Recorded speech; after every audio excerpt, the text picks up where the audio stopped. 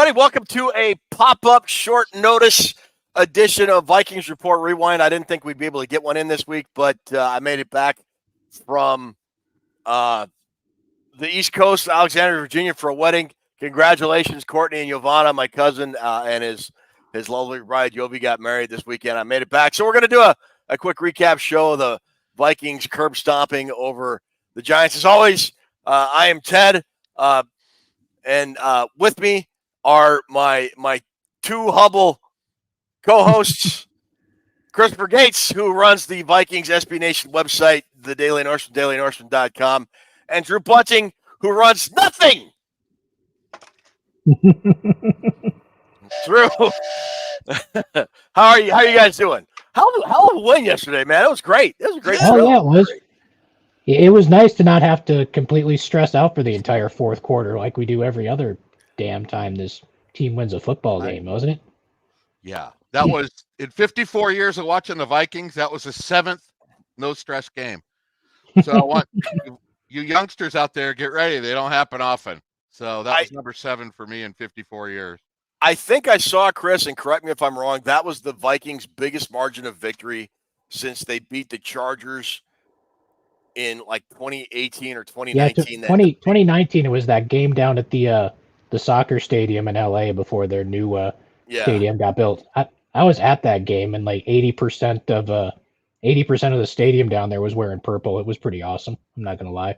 Yeah, and it was like it was like 44-20, or it was just like an absolute blow up by the Vikings. The Chargers turned it over like 7 times or something like that. It was just ridiculous.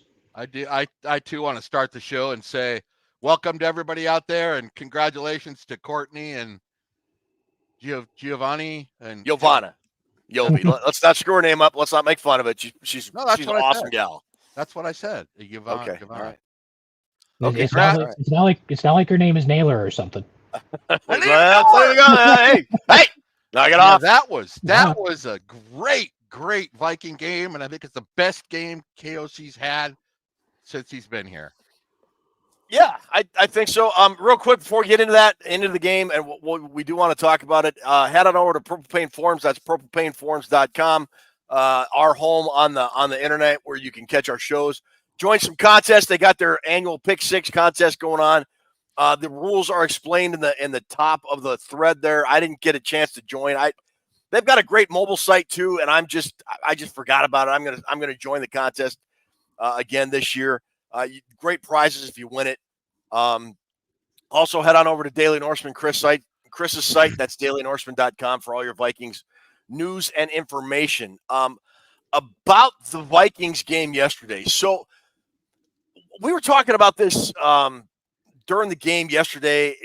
Drew, you mentioned it's you thought it was KO's best game he's ever called. And I would argue, and our good friend Justin Barkley over on the Gallahorn, I want to find it. Why? First of all, while I'm finding his comment, why do you think it was his best game that he's called? For me, it was not only the in-game play calling that he loosened up a little bit. I mean, passing on first down after a big gain to get in the red zone, he's ran it every single time he's been here on a play like that. And then they went right to the air, passing on first down, that non-check down throw to the tight end inside the 5 to Oliver. That shows a little bit different of quarterback decision-making there. But I think when you're going to make there's a lot to play calling when you get to the end game. You have to structure a game plan against the team you're playing, which I think he did really well. The player prep was really well, and the execution of plays was great. So I think he just looked more relaxed play calling, and I think he took a few more chances. And that's all I've been asking of the guy, Ted. I don't now that he has Aaron Jones, I mean, look at the difference of Aaron Jones running the football and Madison.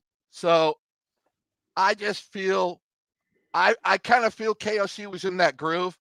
I hope he continues, but if that's what he's got to shut me up this year about his play calling, then so be it. But that was a tremendous job of play calling on his part.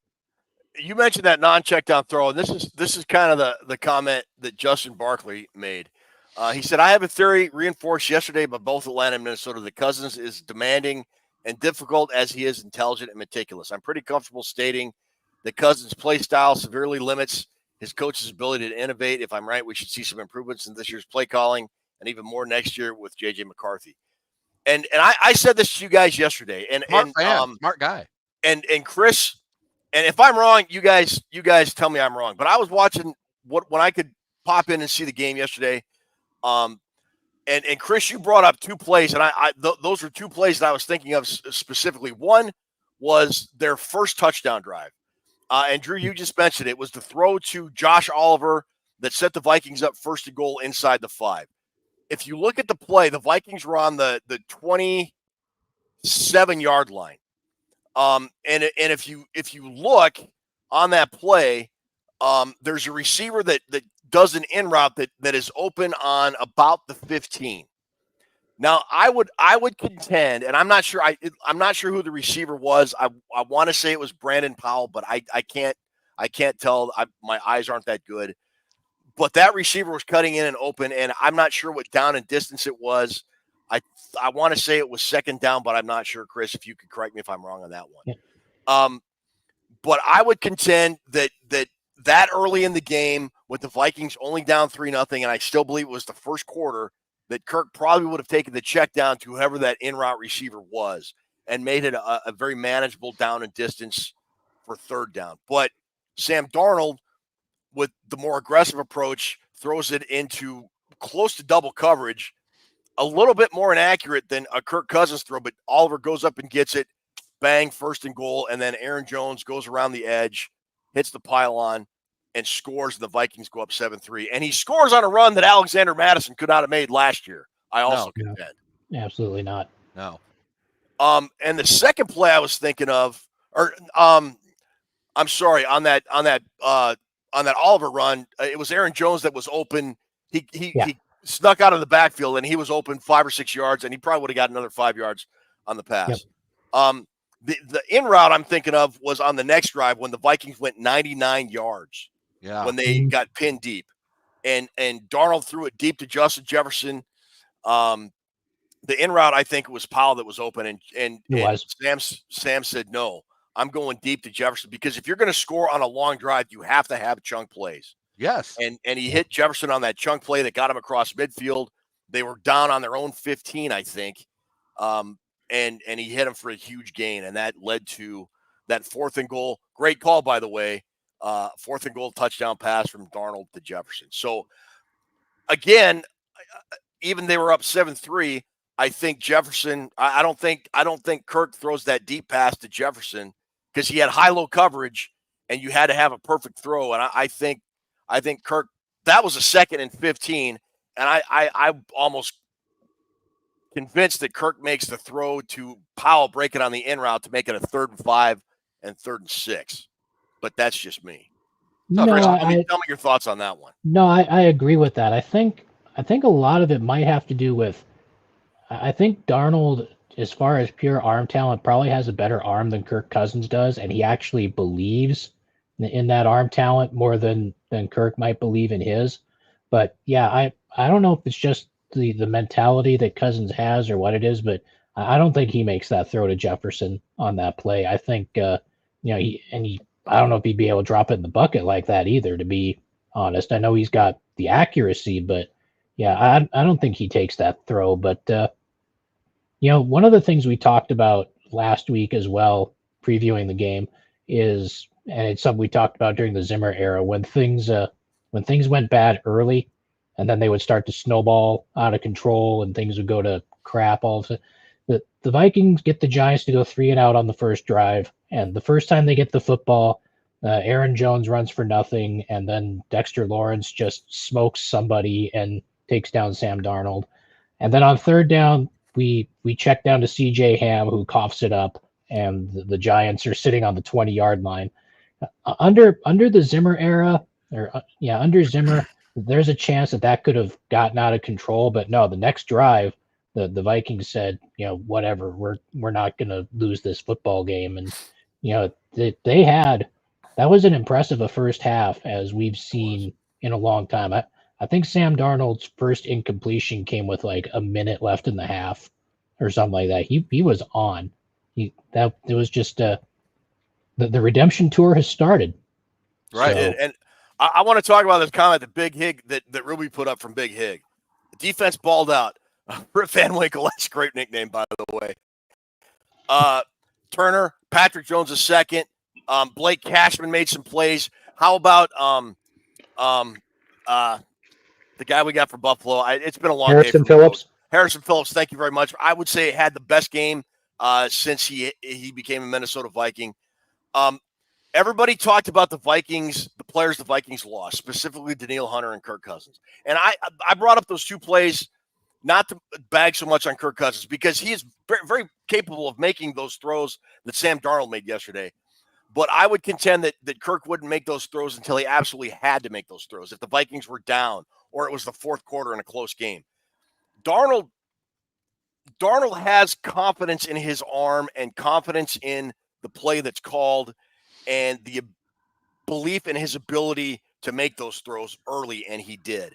And with the defense, with losing Danielle Hunter, who I looked it up, he only had one tackle yesterday and one pass defended. And then you saw the guys, the effort that Cashman and Van Ginkel and Grenard had in the pressures they brought all day yesterday. I would take, if you want to consider Danielle Hunter an A-plus player, and he was an A-plus player for the Vikings for a very long time, losing him but getting 3 B-plus to A-minus players that fit Flores' defense better, I think that's a win for the Vikings overall when you look at what happened yesterday, Drew. Yeah, that's very well said. And, you know, a lot of times it's when you're putting a team together, we talk about, I know it's a small sample size, only one game, but I think last year the Vikings, a lot of the games they had, I would sit and watch the game and think the defense has to be pissed because it's 3-0 in the fourth quarter and they're having to beat the Raiders. Every week, the Denver game, the defense we have to do all the work. We have to do all the work. It seems, straight out talent, if you want to list down the board, Darnold might not get as many check marks as Kirk Cousins. But one thing he has that Kirk doesn't, he has a little bit more. Okay, Cousins is conservative. Check down. He always wants to play it safe. Yes. Kevin O'Connell wanted to play it safe with him. So you got two guys playing it safe. I think Justin Jefferson and Addison and all those guys and Hawkinson, they wanted Kirk to open it up more. I know Justin Jefferson did. And I think Darnold, that's a different twist of him than Cousins. I think Darnold has a little bit more gunslinger in him. And which makes it more of an aggressive attack because he's going to take the chances on the Oliver pass, the Justin Jefferson pass you just mentioned.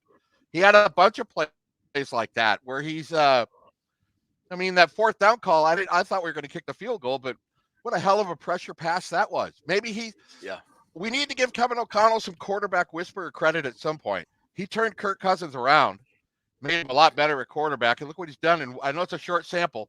One game with Darnold, that looks like un-Darnold type that I've ever seen on the field. I think he takes a little bit more chances because that's the kind of mentality he has. The Vikings were playing it safe with Cousins all the time. I think I'm not a fan of Jonathan Vilma because he used to play for the Saints. Although he was on the 2002 Miami team that Ohio State beat in the national championship, but that's neither here nor there. But he broke down that 4th and goal touchdown throw that Sam threw to Justin Jefferson. He pointed out that I think it was Ty Chandler that was in the backfield. He went into motion, which drew the cornerback because I think they were planning to double Justin Jefferson. But when that running back went in motion, if you watch that play, the defensive back that was on that side of the field that was close to JJ had to go with Ty Chandler, leaving one-on-one coverage, and that whoever that defensive back was, that poor kid was left one-on-one with JJ, and he's a rookie from my understanding.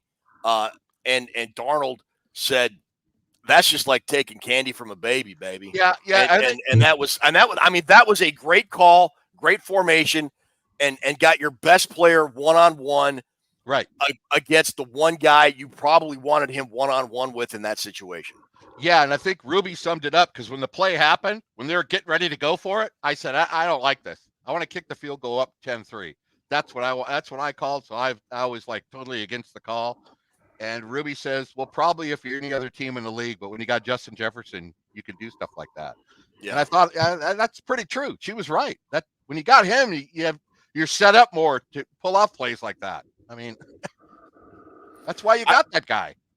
I want to, Chris, really leave this up. Another great Big Hig comment here. Let's give, we give out prizes here at Vikings Report Rewind, and Big Hig has had two, so I think this is kind of prize worthy. That two really good comments in a row. Big Hig, get a hold of Ruby at Vikings Report with Drew and Ted at gmail.com, and we're going to spin a prize at the end. All you got to do is make a comment, and we're going to spin the Toots' Wheel of Destiny at the end of the show for comments. But Darnold listens to KOC better than Cousins. The funny part was that after the game, the network switched to the Falcons game. Cousins checked down and then got sacked at the next play at the end of the game.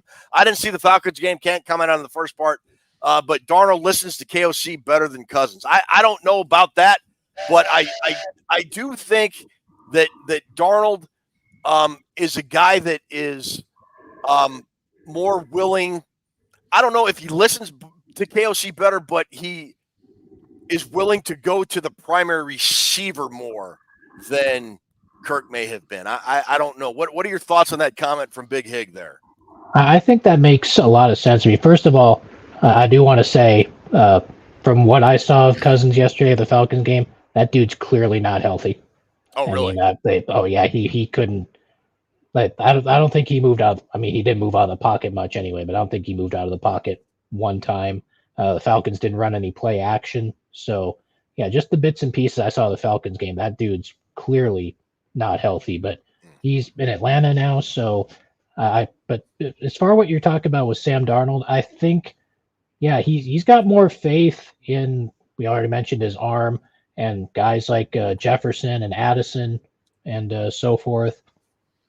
Yeah, he knows who the primary read is supposed to be. He doesn't necessarily get stuck on the primary read, I don't think, but he knows when that guy's going to be open, like that throw to Jefferson we talked about, the big 40-some yarder.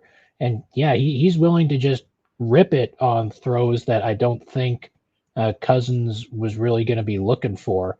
Just like I said, because of the kind of football he plays and the kind of things he looks for, as opposed to what Darnold's looking for. Drew, you said your favorite throw of his was the touchdown pass to Jordan Addison that put the Vikings up. Or I'm sorry, to Naylor, that put him up 21-3. Why was that? I loved it. That's part of the reason I love football. And Ted, no more college football today. Let's not talk about that. Why? Because Michigan got their tits licked? Yeah. If you're a football fanatic or a football nut, you gotta love a play that's designed well, executed well, and it's just like I rewound it and rewound it and rewound it. I thought I was watching The Green Door, but it was when they sent Justin Jefferson in motion. That first got the defense's attention. They had him like faking a bubble screen. Soon as Darnold, they snapped it. He took a couple steps back. He did that little head movement that drew everybody in the secondary just enough, disguised it just enough where Naylor could run. It was just perfectly designed. And I know, I made a couple posts about it online. I said, you guys really want to see some beautiful football when something comes together, when a play. With me, the play design is just as exciting as the touchdown pass to me. Yes, I agree. And I thought KOC, that was something I didn't see last year. I mean, he attacked the weakness of the Giants, like we talked about on our studio show last week. The secondary is the weakest part of the Giants, and it just worked perfectly. But you can have a great play and a great design, but if you don't execute it, it's not really great. It comes in phases like that. That was my favorite play. My other favorite play, and usually these aren't highlight plays. I never usually see highlight plays. The Aaron Jones run when he was stopped cold on third down, and he somehow got 2 yards and got that first down. I don't know if you guys remember that play. Yes, I do remember. Yes, exactly what you're talking about. Yes. That's bigger than a first down because you know what that does? All those guys on the sideline look at plays like that's how you build a championship team. You look, other guys see that and they get fired up, and then they want to be the guy to make a big block or a big catch or a big play.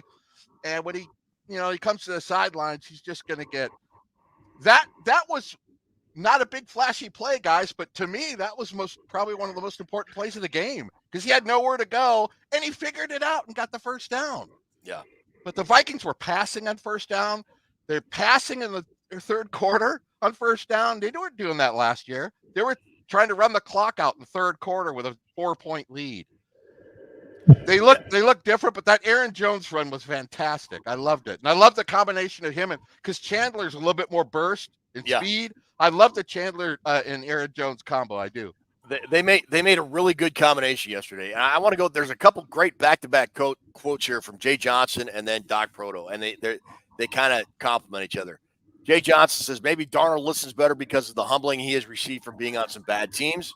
That coupled with KOC just being a great quarterback whisperer. Then Doc Proto followed that up, says, I feel Sam is going to be easier coached. He hasn't had the success that he should have by now and is looking for answers. And I think those are both great comments. You know, there's a reason, and we saw it yesterday. There was a reason Sam Darnold was drafted third overall in what was it, 2018 or 2019, Chris? Something like that. Let me look up his. He looked like USC Sam. He's got all the talent in the world to be a very good quarterback, and we saw that yesterday. He was efficient. He went 11-11 or 12 for 12 to start the game. Yep.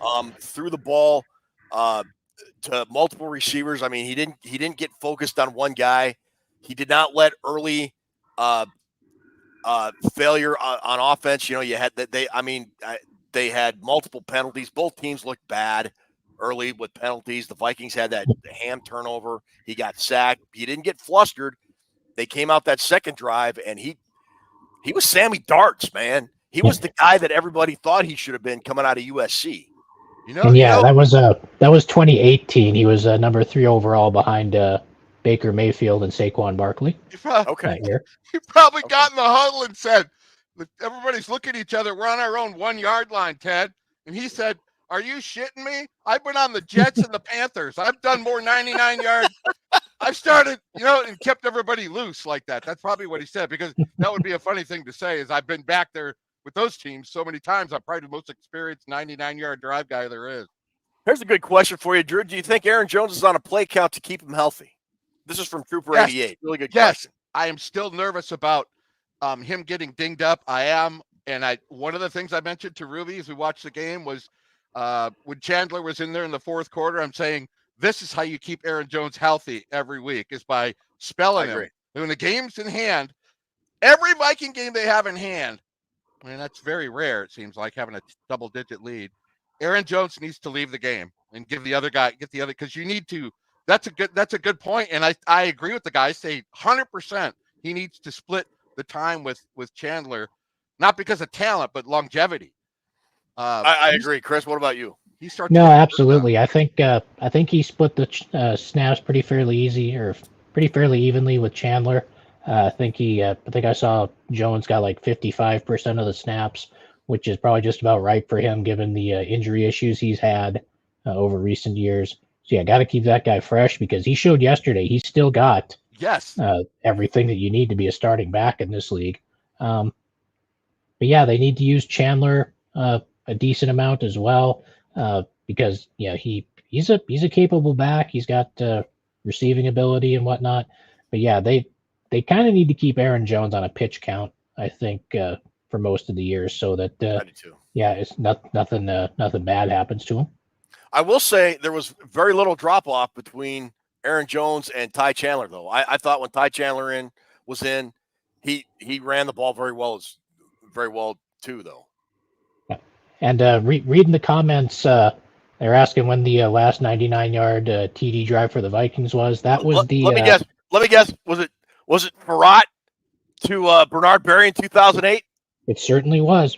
One play, 99 yards. Yeah, one play, though. I mean, that's different than having to piece together that was a hell of a play, though. He was wide open on that, Berrien. Yeah, that was awesome. That was Sunday Night Football. That was just, man, you guys are hitting all the strong points. I didn't really see anything bad with that game, but Aaron Jones is definitely, I like another thing they did that we called on during our pregame. We were right about a lot of stuff, Ted. Either we got really lucky or whatever.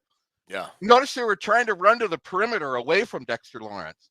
Yeah. And they were running Chandler. I like Chandler's got that burst, that little bit. He looks a little different than Aaron Jones, but they were trying to run wide and gain yards that way rather than clogging up the middle, which KOC was doing a bunch of last year. Yeah. Overall, we've hit the offense. Let's talk about this hellfire defense that Brian Flores brought yesterday. We've only mentioned it a little bit. Harrison Phillips had his best game as a Viking, I think. And the interior defensive line was, I think, equally from all three of us, our biggest concern for this unit heading into the end of the year. And I thought they played a good football game yesterday. And I thought it was strange when the inactive list came out because they deactivated both Jalen Redmond and Levi Drake Rodriguez. So I don't even know who was serving as the backups other than Taki Taimani. But they didn't need him, I guess, because like you said, Harrison Phillips played well, Jerry Tillery played well, Jonathan Bullard was solid. He's been solid for most of the time he's been in Minnesota.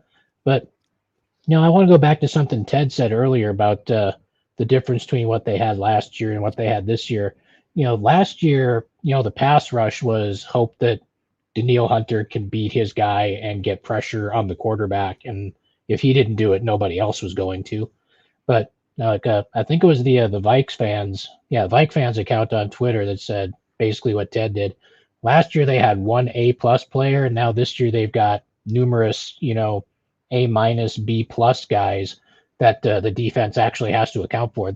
Last year, defenses didn't have to account for anyone in the pass rush other than Daniil Hunter. And if you stopped Hunter, you weren't getting any pressure on the quarterback. But, we saw it from Grenard. We saw it from Van Ginkel. That dude was all over the place yesterday. We saw it from Dallas Turner, got his first career sack. Pat Jones had two sacks. Yeah. I mean, I think they wound up with 6 total. You got it was something to see. And I know all of these games aren't going to go the way this game did because we don't get to play Daniel Jones at quarterback every week. God, he's terrible. It was fun to watch. And Brian Flores is going to put a lot of quarterbacks in hell this year because that's just what he does. And now he's got the personnel to do it with. And Vilma pointed this out yesterday. Josh Metellus made a play. He lined up almost as like a middle linebacker, and he dropped back in coverage. And it wasn't a short route that he broke up. It was an intermediate, borderline deep route. I don't know if you guys remember this. The one he should have had an interception on. And he damn near intercepted it. That was a tough catch, though. That was a tough catch. It would have been, but the fact he even got back to that part of the field from where he started when the ball was snapped to break it up was one of the most athletic plays anybody on defense made yesterday. And the way Flores has unlocked Metellus's ability and recognized what he can do and where he puts him to succeed on the field on almost every play just makes me respect what a great coach and what a great defensive mind Brian Flores is. And not to take away from what anybody else did yesterday, because Van Ginkel had that ridiculous pick 6. Oh, by the way, a quick update here. Quick NFC receptions in the NFC North. Van Ginkel has 1 reception for 10 yards and a touchdown. Rome Odunze has 1 reception for 11 yards. Van Ginkel is a linebacker for the Minnesota Vikings. Rome Odunze is a wide receiver for the Chicago Bears. Dunzo. So, and I saw the one he had Odunze, Dunz, whatever you pronounce the dunce, had to have an MRI today too. So I don't know if he's hurt bad or what. Who, Odunze? Yeah. Uh-huh. Yeah, they said he think they said he hurt a knee on a play where he was run blocking or something like that. Really? Yeah. When you that interception he had, you see that play quite often in football and they never catch it. No, they never do. You're 5 feet away and they're firing an oblong shaped thing at your face or whatever, and it always gets knocked down, or guys, they're not ready for it. That guy, if you look at the replay, That's a magician catch. What a catch! Because he Yeah, kind of knocked it absolutely. down, and then it fell down, and he caught it. Yeah, Yeah, that with was- one hand, and he kind of Yeah. trapped it. It was beautifully done. So that's the one in like 40 times you see that play where Yeah. they get it, where they actually get it. What a great athletic play by him. I wanted to piggyback on what Chris said. We follow up on last year a little bit. I got a tidbit you bet. for you. Sure, go I ahead. got a tasty tidbit. You know, the Vikings gave up 74 yards on the ground, which last year would have been number one in the league. The number one team had like 80, 86 a game. Okay. The Vikings gave up 74 yards on the ground. Last season, they gave up 74 yards rushing in or less, 74 or less yards in 9 games. They were 4-5 in those games. Really? Yeah. Damn. When I looked this up, I had to double check my numbers because I wanted 9. I was kind of surprised. 74 or less in 9 games rushing defense. That because they had games like the Charger game. The Charger game, they held the Chargers to 30 yards on the ground, Ted. 30. And they lost. Yeah. 30 yards on the ground because they gave up 445 passing yards to Herbert. That's the difference of the that'll defense. do it. The Vikings knew going into the season, our secondary has to be revamped. They took it seriously, and I think you're not going to see anybody throwing for 445 on the Vikings this year. They addressed the areas that were weak on the Vikings, and the secondary was getting torched last year. And It was. that's good coaching. That's good GM work. When you look at the whole bundle of what you got, what do we need to work on? What do we need to get better at? We need a better running back. We need more corners. We need Van Ginkel type players. We need players at Cashman, put it all on the line. But I saw that if you give up 74 yards or less, which would be tops in the National Football League, you shouldn't be 4-5 in those games. No, you shouldn't. You should be probably 8-1 or 9-0. So I wanted to throw that out there. That was pretty interesting to me that now that the secondary's built up a little more, maybe there's a little bit. And we were right. Flores didn't show us nothing in preseason because he was nothing. He didn't do any of that shit in dude, preseason. Daniel Jones felt like he was in the middle of an acid dream. He was there's probably those damn uniforms they were wearing. What the hell? He like they were playing the Montreal Canadiens or something. Crap. I mean, Jesus. Those uniforms were like Michigan uniforms you buy on Wish. That's what those uniforms were yesterday. They were terrible. It was. Those things were hideous. The Vikings just worked it all the way around. That was a great game. But Daniel Jones. I mean, we got to take our foot off the gas, I guess, because it's the Giants. But still, NFL football teams, they can beat you every week. It's still about blocking, tackling, catching, running, game plan. It's the same. It's football. Everybody's got talent. So I want to say something about take your foot off the gas because it's the Giants. No. And you guys know this as well as I do. But the Minnesota Vikings have played down to their level of competition for our entire lives. Mm-hmm. Whether they're in a 15-1 season like they were in 1998 or even whatever. They generally play down to their level of competition or play up if the team is supposedly way better than them. I'll agree. When you're a road favorite against a team that is celebrating their 100th anniversary as an NFL franchise, and they roll out every living legend and every Super Bowl hero prior to the game, and they roll out their 33 uniform that they bought off Wish to commemorate their first championship or whatever the hell it was. And they put that much effort into commemorating this season. And you come in as a road favorite and you're not supposed to be very good and you win that game by that much. Hell yeah, celebrate it. Hell yeah. Shout it from the rooftops. I don't care if it's the New York Giants. I don't care if it's Daniel Jones. Because the last time we saw Daniel Jones, he was getting himself a $40 million contract thanks to Ed frickin' Donatel.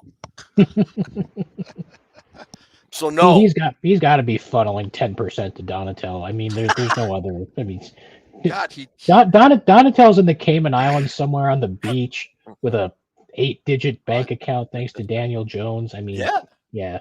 I thought the new Michigan quarterback looked bad. Daniel Jones looks terrible. Really, no two ways about it. And what about Dallas Turner draped all over? That Dallas Turner, that looked like Britney Spears on her blow dealer. That like he jumped on, he was hanging on him like what? Let's talk about that, because that happened right before halftime, and it looked like the Giants might be getting a little bit of something going to get into field goal range.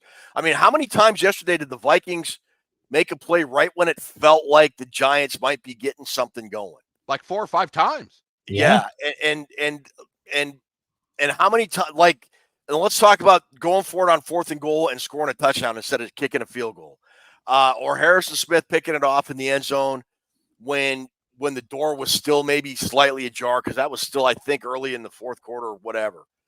I mean, it just felt like every time the Giants seemed to get a little bit of momentum on their side, the Vikings shut it out and eliminated whatever hope they might have had. And Brian Dable didn't do himself any favors either. There were a couple times when he had a 4th down at midfield and a 4th down, I think even in Vikings territory, that he decided to punt or kick a field goal. I didn't understand his decision-making, which, let's face it, a couple times last year the Vikings did. And I think a lot of it had to do with the quarterback play. And I think this goes into the confidence Kevin O'Connell has in his football team right now. And I think it's developed over the course of the offseason when after they signed Sam Darnold and how they saw him develop in the offense. But that's just me. No, you got to celebrate it, Chris. You have to. Yeah, absolutely. I mean, like you said, this team hasn't beaten anybody by this many points in 5 or 6 years. They did it on the road. They had that big old celebration for the Giants. And, by the end of the first half, those fans were booing that team off the field. They were leaving by the end of the 3rd quarter. It was all Vikings fans by the end, doing the Skol chant all around the stadium. It was a thing of beauty, man. It was great. I mean, and like you said, it doesn't matter who it is. I mean, if you beat a team, especially in a situation like this when you're not projected to be very good, you just sit back and enjoy it. Don't let people tell you that it was the Giants or whatever. NFL, everybody's got talent in the NFL. Everybody. Nobody thought the Patriots were beating the Bengals yesterday, and that happened. And it's week 1. Nobody knows anything about anything yet. So, I know. But some of the fans are like, well, it's the Giants. Well, they're not. They don't want to celebrate anything at that point. They don't want to. I'm not about them this year. I left all those people. I gave up on all those people. I'm going to be with the crowd that wants to win games. So and how many times in a game like this would the Vikings have pissed it away at the end? Yeah, that's a great point. Point. I go back to that one game we did the live watch party for when they played the Steelers on a Thursday night or whatever it was. They were up 33-0 at one point in that game, and they had to fight off a last-second pass from Roethlisberger at the end to try to keep it from going to overtime. So it's never really over in the National Football League. So when you blow a team out, you got every right to be happy about it.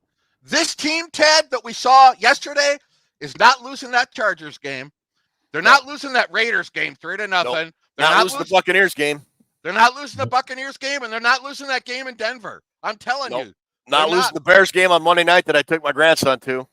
It's a mindset thing. And when you say every time the Giants were getting momentum, the Vikings would come up with a big play, that's a championship team mindset. That's Brian Flores. That's connecting with his players saying, time to step it up.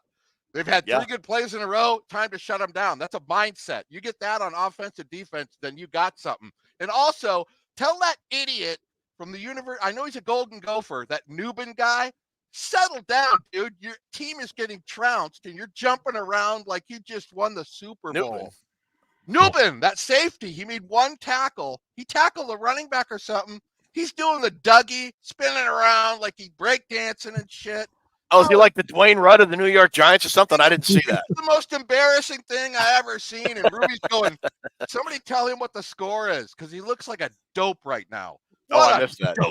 I didn't see it. I think he's a corner or a safety. His name's Nubin, but they mentioned that he went to the University of Minnesota. Okay. Yeah. Maybe somebody in the comments will chime in with me who saw that. But He was a safety. Yeah. what a dope. I mean, he was going way overboard, Ted. He's dancing around and trying to get in the Vikings' face. I mean, usually you do that after a tackle. I understand that. Guys want to celebrate. It was a tackle. It was a tackle the running back. It wasn't anything amazing. He was doing it all the way back to the huddle. He was doing it before the next play. Was it like 20? Was it at 28-6 at that point? It was over, dude. It was such an embarrassing move. If anybody saw it in the comments, chime in. I know it happened because I watched it and I was like, God, that's embarrassing. Stop. You don't do that when G-Mac says bro was fired up. I remember one game when Cordell Patterson ran back a touchdown. We were down like 34-0 or something.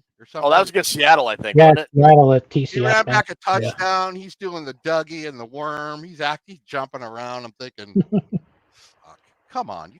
Come on. I guess I'm just old school with that. No, I am too. It used to bug me when Dwayne Rudd, remember the former Vikings linebacker, used to tackle a guy 20, 25 yards downfield, then celebrate like he just won the damn Super Bowl. Like, dude, you picture Matt Blair doing that, or Jeff Seaman, Carl Eller. I mean, come on. All right, look, we want to get you guys out of here before Monday Night Football starts. Unless you have DirecTV, then you're going to have to find an illegal stream to watch it somewhere. Ruby, are you there? Newbin, what a dope. I see her on screen, but her mic. She has not muted her. She has not unmuted herself. I hate Chris. Oh, sorry. There. Can you hear me? I hate Chris. Hear you now. Yeah, we can hear you. He ruined my fantasy week. Yeah. Jerk. All right. Here we go. That means I am victorious for fantasy football. Who do we got today? Spin it again. I have no idea who choice 2 is. Sorry. Choice 2? What? I don't know why those are on there. I can't find my regular Freebird spinner. TV. Freebird. There we go. If I leave here tomorrow. AJ, friend of the show. Follow him on Twitter for many years. Good dude. You know the deal. Get a hold of Ruby on Vikings Report, Drew and Ted at gmail.com. She'll send you a link to the prize vault to pick out a prize. All right. So that is drop the train whistle, man. Hey. That's for Big Hig and AJ. And okay. AJ. All right. We have smart fans. I say it every week, but it's true. It's true. Yep. We have the smartest fans on any podcast. We do. And we got the best pregame show. We've knocked out that pregame show. We kicked its ass. Yeah, we got that coming back on Friday and Saturday. We're gonna probably split it up into a couple parts this week. So look for it on Friday and Saturday. Are we just doing Friday? I don't know. It'll be around. If we're doing 2 parts of the show, you'll see. You'll find out. Look for our look for it on our YouTube show. Any last words before Monday Night Football starts, Chris? Now that's why you need to subscribe. That way you get all the episodes. So if you haven't subscribed already, hit the little button down there on either YouTube or your podcast aggregator of choice. But yeah, it like my username says, being 1-0 after week 1 of the season is a hell of a lot better than being 0-1. We saw that last year, start out the season 1-4. But yeah, it was nice to get that win, and yeah, it was actually a lot of fun to watch, and not having to spend the entire fourth quarter completely stressed out. So all in all, it was a pretty darn successful Sunday for the old hometown team, I think. Drew, fired up on this team. That was a hell of an opening. That was excellent. Excellent start. Got the Niners next week. Ted, thanks for hurrying back and being able to do this tonight. I know you had to haul ass to get back here. I appreciate it. I appreciate everybody who joined us tonight. As usual, the show's for you. We love the fans. Thanks to the prize winners who won tonight. But you got to be fired up on our Vikings team. I know I am. So I want everybody to enjoy yourself this week. Don't get caught in any kind of weird. Just enjoy yourself. The Vikings got a team. They got a team together, and it's going to carry over to week 2. Yep. Go ahead, like Chris said, hit the subscribe button, hit the like. If you hit the bell thing, I think that lets you know when a new show is out. Hit it all. Hit it all. New content is up. So for Chris, for Drew, for Ruby, thanks so much for watching. Skol Vikings and Michigan suck.